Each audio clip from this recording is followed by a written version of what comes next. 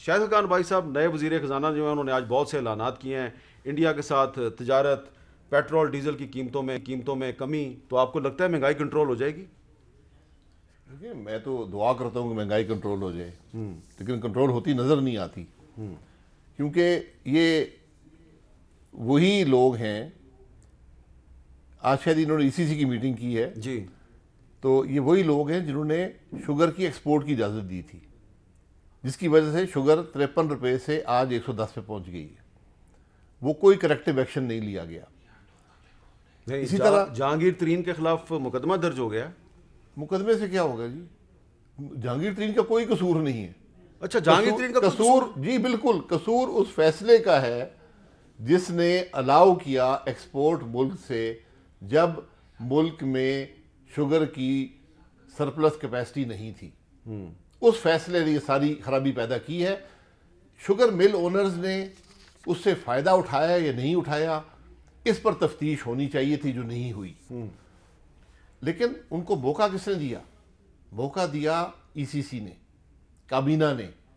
اس کی وجہ سے ساری پرابلم پیدا ہوئی. یہی پرابلم گندم کی پہ پیدا ہو چکی ہے. گندم کی قیمت دگنی ہو چکی ہے. اسی طرح اب آپ انڈیا سے کھول رہے ہیں. جب ہم نے کھولا تھا تو غدار کہلائے تھے، آج ہی محب وطن ہے. نہیں، اس لیے کہ مودی صاحب جو ہیں وہ ان اناؤنسڈ وزٹ کرتے تھے نا، لاہور میں جاتی عمرہ چلے جاتے تھے. جی ابھی انہوں نے خط لکھا ہے تو آپ نے ان کو واپس جو خط لکھا ہے وہ دیکھا ہے پاکستان کی عوام نے؟ وہ کہتے ہیں اس میں کشمیر کا ذکر ہے.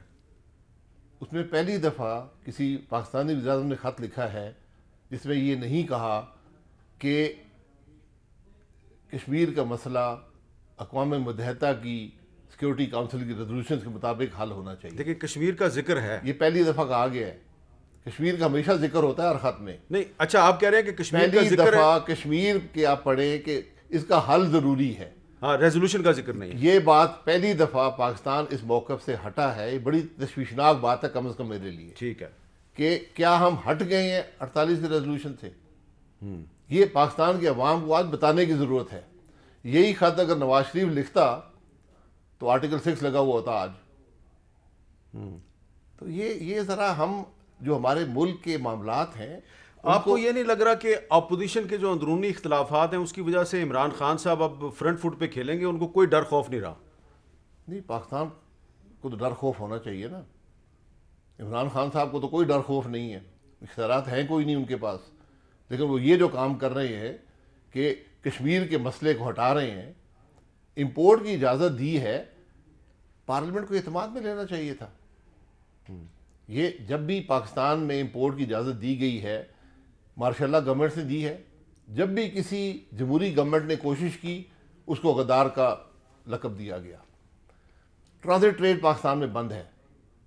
یہ سارے معاملات جو بھی ملک کے یہ فیصلے ہوں، یہ پارلیمان میں ڈسکس ہو کر آپ کو کرنے چاہیے.